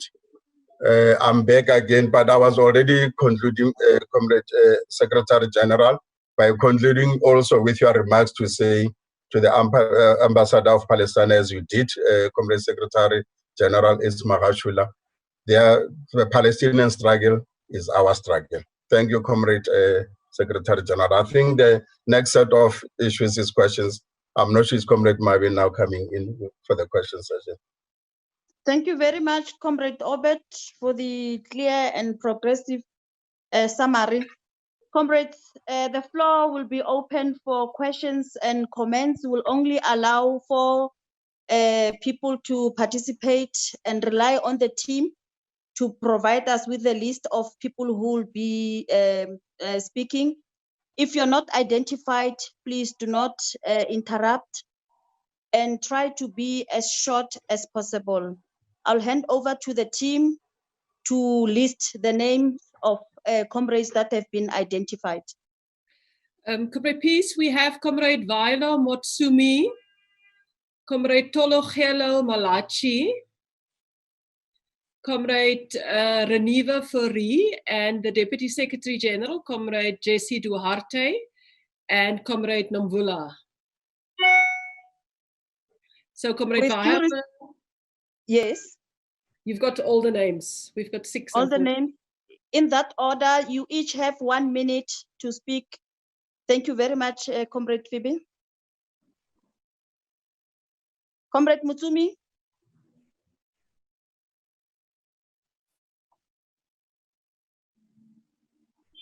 Comrade Seems Mutsumi. like the system has frozen, Comrade Mabe and Comrade Phoebe. You can call. Can you hear me? Am I you can audible, continue to call the Deputy Secretary General to come. It's comrade, the next comrade is Comrade Tologelo Malachi, is the second person.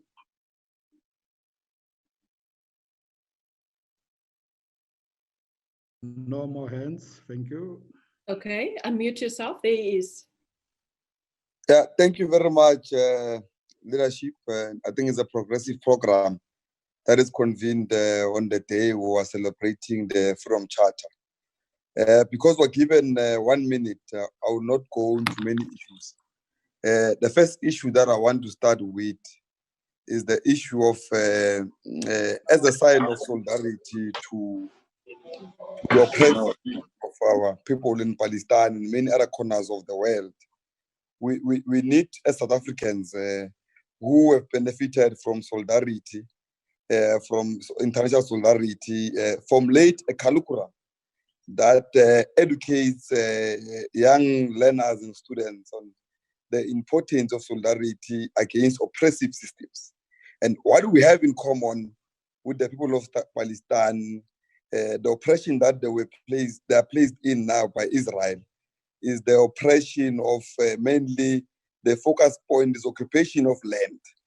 And we know that the characteristics of that thing reflects us, because we are from an oppression where majority and most, if not all of us as Africans and indigenous people of South Africa, who have been oppressed by taking away the land, apart from the normal apartheid that was introduced in the 40s. But the land still belongs in the hands of the few who oppressive pre that. And that is what we have in common. The second issue that we need to speak on is that gone are those days where we sit every now and again to celebrate how we've been in solidarity with the Palestinians. We need to take action. And part of the things that we must take action with is that we must make sure that we ban everything that's from Israel, because the Israelis are the ones that are oppressing the Palestinians. Now, we can't say we're in solidarity when we continue to embrace the Israelis in South Africa. We buy their food, we eat their food, we support their economy to continue to oppress the Palestinians. Now, that is solidarity, that is posturing. Now, when we were expecting people to be in solidarity with South Africans against apartheid, we did not expect posturing. Now, it is time now we ourselves, we stop the elements of posturing and be very progressive and fight against any imperialist levels or any imperialist agendas, apart from whether it's Palestine or the USA, where blacks are killed and everywhere else. We must be in the forefront of fighting against that. And we must do that without fear or favor of anybody. But the moment we start posturing, I can assure you now, we will become sloganarians. We will speak slogans and speak every day about things that will never change anything anywhere else in the world. And the younger generation must further be given that responsibility to lead, because the old guard have played their part, and we must accept that they are tired. And as when they are tired, we must come in and they must support us with our wisdom. We must lead the revolution to liberate everyone all over the world as internationalists against the oppression of any apartheid, whether it's Israel or the USA or any person that takes the minerals or anything and putting slavery to our people without fear or favor. We must fight to totally liberate our people for economic freedom in their lifetime. Thank you very much. Thank you, Comrade Malachi. Comrade Mutsumi? Comrade Fori? Greetings from Damascus, Syria. Syria hosts a large Palestinian community, and also it serves as a site for many of the Palestinian resistance organizations. Syria is therefore a constant target of Zionist military aggression. In fact, military attacks in Syria have increased over the past few weeks. Palestinians in Syria are also suffering tremendously by the US. Hello, thanks for helping. Stop being grossly. It's not being grossly. Palestinians are also suffering tremendously by the US economic warfare on Syria, which has intensified since last Wednesday. So I want to propose that we should also call for the end of Israeli aggression in Syria and the Middle East as a whole, but that we should also, in addition, call for the USA to exit the whole of West Asia. Then just with regards to the Chief Justice, I think it would be appropriate for this forum also to mention his words, given that he has the responsibility of oversight of justice in our country, and for him to condone actions that grossly violates international law is a reflection on his incompetence to exercise his responsibilities in South Africa. Accordingly, I think that maybe we should issue a statement that at the very least he withdraws his words or that he resigns from his position. Thank you, Chair. Thank you. Comrade Mokonyane.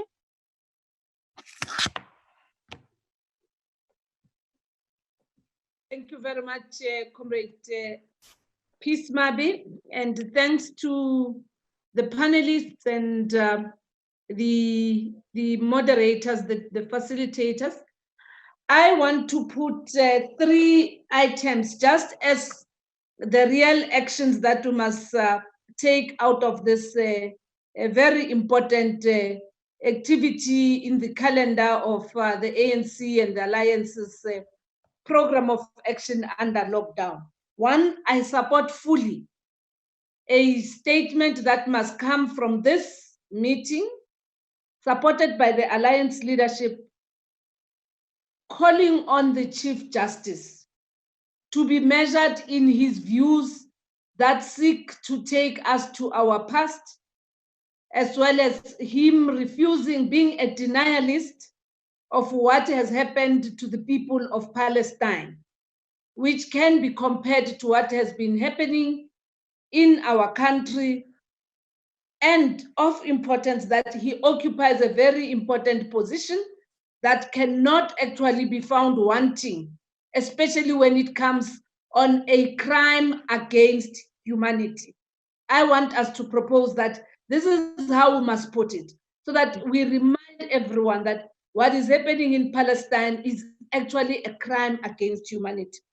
The second one is that I want to propose that part of what we should be doing and learning from our own experiences, interacting with BDS and all our comrades across the world in solidarity with our people in Palestine, is that we should really call for unity of purpose amongst all the organizations in Palestine. Our own experience can tell, and what is of importance is that if we all together, particularly those that are of Palestinian origin, can have a shared vision, that would actually help to maximize even the support and strengthen the solidarity that comes in different forms and from different quotas. So the unity of the people of Palestine is also paramount. The third issue that I want to propose that we come up with, taking advantage, I've seen DSG, I've seen SG here, and some members of the NEC.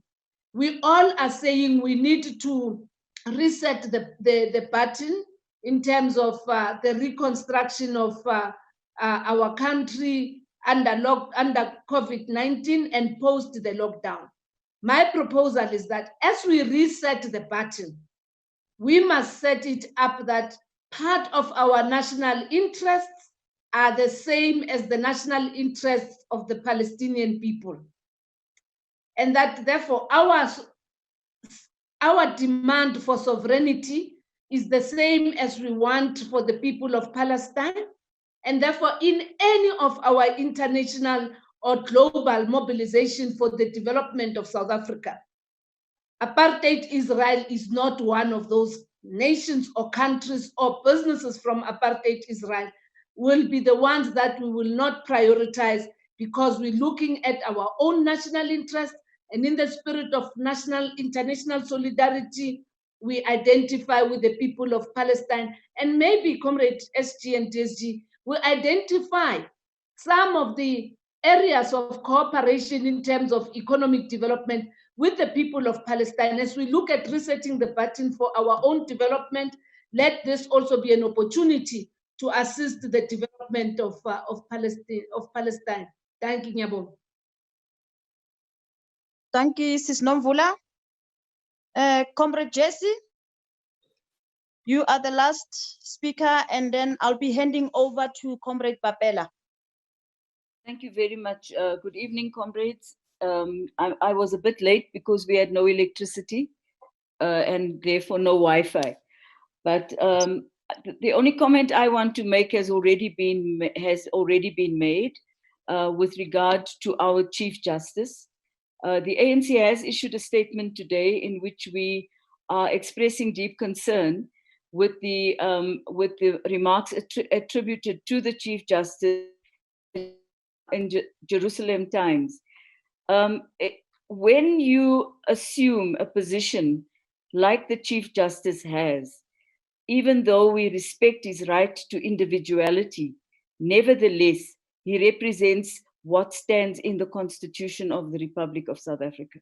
And what he has done is he makes it very hard for us to believe that he's going to be able to uphold the Bill of Rights in our Constitution, because he is deliberately supporting a very brutal regime, an apartheid regime, a killer and murderous regime that has not hesitated to kill people with impunity, to dispossess people of their land without any apology to anyone. And our Chief Justice seems to think that there's no problem with this.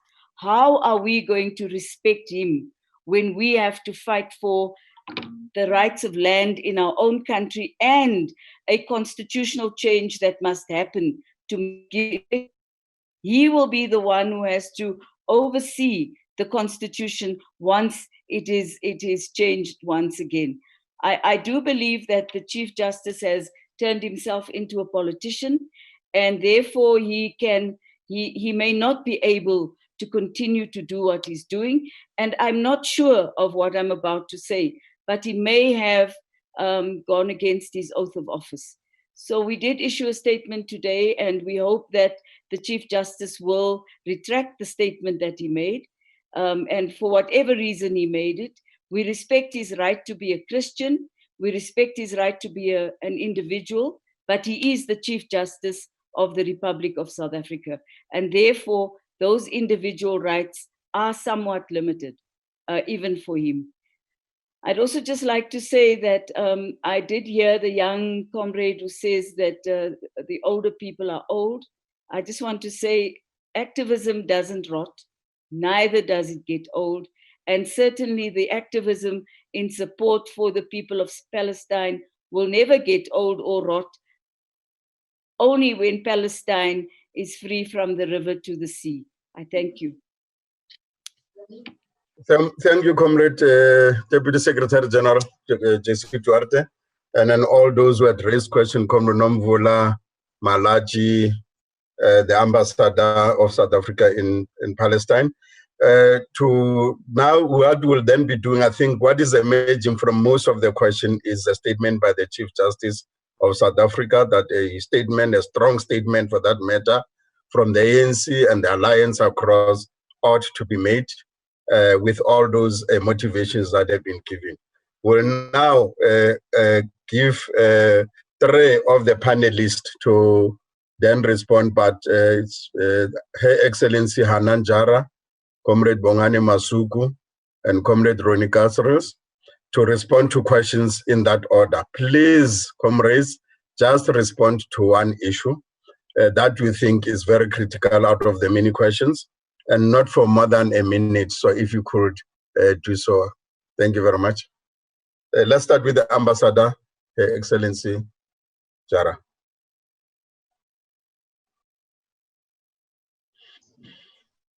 Yes, good evening. Yes, Ambassador. Yes. Which question do you want me to answer? Is there any question? You just choose any of the questions that came from the floor. Obviously, there's one from Comrade Nomvula, the NEC member, that the Palestinian must also help us by uniting on a shared vision for the future of Palestine. I think it was a one that could be best answered by yourself. Well, actually, I do not want, I really refrain usually from getting into such details, because myself, and I really, really would love South African people also to understand our point of view on this. First of all, usually when we talk about division between Fatah and Hamas, we do not talk about really divisions. After all, Fatah and Hamas are brothers and sisters. They are Palestinians and they are families. Maybe they have different views on different issues. Maybe the Israeli occupation is even making the division worse by feeding this division. But after all, I would love you to consider it as an internal division. I mean, even inside South Africa, there is a division between different political parties. I can see this division also inside the Israeli government. It's very harsh and it's even very difficult, but everyone all over the world played it down just because not to highlight this issue.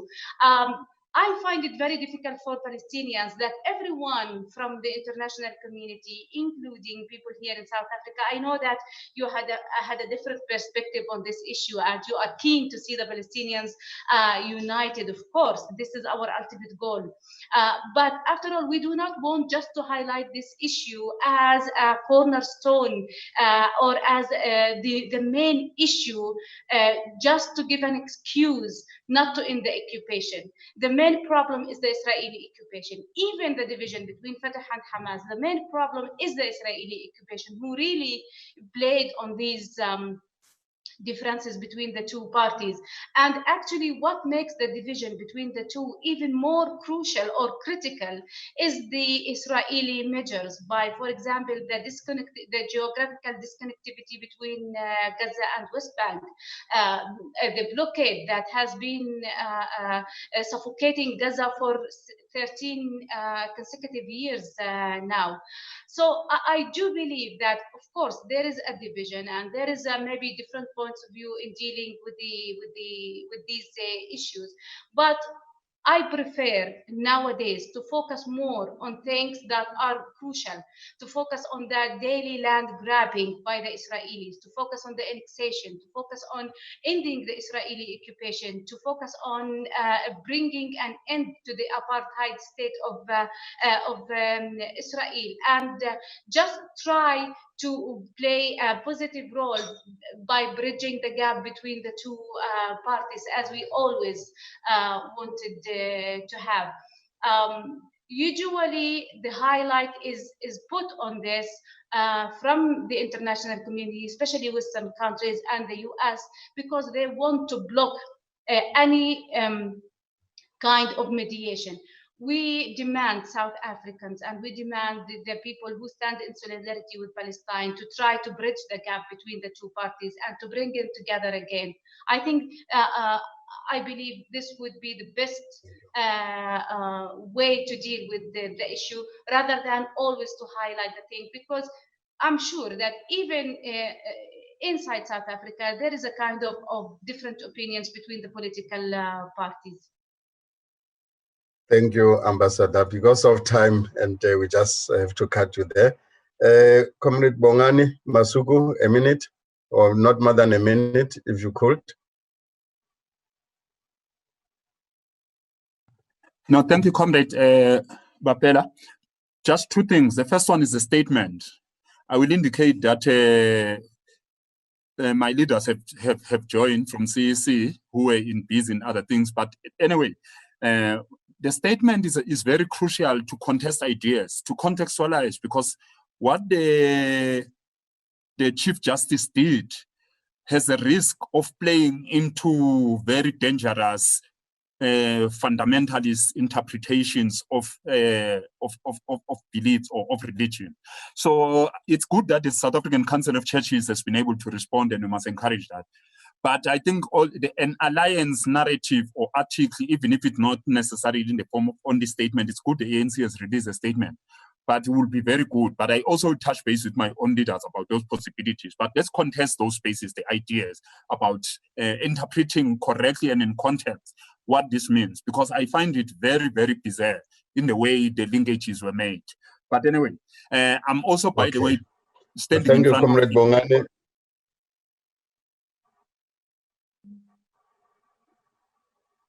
Okay, can we then go to Comrade, the last person, Comrade Ronnie Kasrils? Not more than a minute, so that we can hand over to the SG to close. Thank you, my dear fellow activist. I totally agree with Comrade Nomvula and Comrade Jesse. That little dynamite package, Jesse Duarte, has been outstanding, and Nomvula, you too, in condemning Israeli oppression and actions against the Palestinians. I agree with them. Tomorrow, I think in the papers, you will see a statement from the South African BDS National Coalition condemning what the Chief Justice has got himself involved in with the Chief Rabbi of South Africa, who I've taken issue with lots of times. You know, this guy had said to me on one occasion that Israel is so generous because Abraham had said that wherever his footsteps land, that should be for Israel. And he said to me, his footsteps landed in the Maghreb, in Cairo, in Cyprus, in Iraq, Jordan, Syria. Comrade Reneva, listen to that. This is fundamentalism, fascism, which has to be rejected. And the Chief Rabbi, I agree with both of you, has to be questioned and sanctioned. I want to simply end by agreeing with Comrade Tobachelo. He says we must turn our commitment into real action. And I'm asking all of you, we've had from Comrade Jesse Duarte an endorsement of the Global South appeal. We've had from Comrade Blade Nzimande, leader of the South African Communist Party and the only serving minister who has committed to that global appeal, from Oma Pogodi and Palestinian civil society. We want all of you. We want the ANC to commit, start to commit. We want Nomvula. We want all of you to put your names down, because your names are very important, my dear comrades. Come on, Comrade Obed. And all of you must help us now, must help the Global South appeal, must help Comrade Omar in the appeal from Ramallah, that the Global South must express the commitment of all of us. Okay. And we ask you to help us in getting African states and personalities to sign this endorsement. I'm coming after all of you tomorrow, Comrade Obed. You're going to hear from me, Comrade Phoebe. We'll definitely sign, yeah. We have made a call. Thank you. Very much. Here we are. Thank you. Thank you very much. Comrade Secretary General is Mahashule. It's your platform now to close the session. Thank you very much. Thank you very much. I think, let me thank comrades, esteemed panelists, the Alliance leadership, our fellow moderators, and all participants. I've seen participants all over the country. I've seen a lot of you comrades. We have come to an end of a very robust discussion on the challenges facing the people of Palestine. And Comrade Ronnie and Comrade Auntie Bibi and Comrade Judy, in us you have wakened in us the spirit of Oliver Tambo, Sol Plaatje, Charlotte Maxeke, Winnie Mandela, Ruth First, and the spirit of no surrender, the spirit of no retreat. And many have been said, much have been said, comrades, of what needs to be done. And I think Comrade Obert has summarized almost everything. And like with all other sessions in this campaign, we are compiling recommendations so that we can take them forward in the structures of the ANC and alliance partners, as well as the leagues, for decision and action. The struggle of the Palestinian people for self-determination, for peace, for their dignity and freedom has been a long and ordered struggle. This latest indignity of the plans by Israel to annex more Palestinian land in occupied West Bank is a grave injustice. And indeed, what the Deputy Minister Alvin Waters said yesterday, he called it an imminent catastrophe if allowed to proceed. So freedom and justice loving South Africans, DSG, I can assure you, and many South African Christians, Africans, and indeed the whole world will definitely take a stand against this blatant act of aggression by the Israeli government. This is the time to act as a united force for the dignity, freedom, human rights, and self-determination of the Palestinian people. The quicker the ANC implements its Nasrec resolution on the Palestine in terms of immediate and unconditional downgrading of the South African embassy in Israel to a liaison officer, the better. Comrade Ambassador, please assure the people and government of Palestine that the African National Congress, the alliance partners, the youth during this youth month, the workers, the people of South Africa, including Christians, are actually saying the struggle must continue. We are with you, side by side, we'll fight with you. Palestine, the land sweltering with the heat of oppression, the land sweltering with the heat of injustices, will and shall definitely be transformed into the oasis of freedom and justice. Let's request the Netanyahu to keep his Israel, request the Trump to keep his America, and allow the people of Palestine to keep Palestine. And as Comrade Bongani, one of our activists and artists, said in the 80s, freedom is coming tomorrow. The people of Palestine will be free. We will remain resolute and the struggle continue, Aluta continue. And thank you very much, Comrade Ronnie, and all of you, our ambassador there, Comrade Reneva. Thank you very much. Let the spirit of no surrender continue. Long live Amandla. Thank you, all the best. Thank you. I think, Comrade Phoebe, the meeting is over. And I hand over to you if there's any announcements. Yeah, okay. Comrades, there are no announcements, but as we continue with this campaign, we will also liaise with Comrade Judy Favish to distribute the letter so that other comrades can sign it tomorrow. Comrade Judy, I'll be in contact with you. We will all sign. We will all Comrade Phoebe. Okay, thank you, comrades, and have a good night and stay safe. Hi, Comrade Mike. I've seen you, Bhavani. I've seen you, Jakes. Bye. I've seen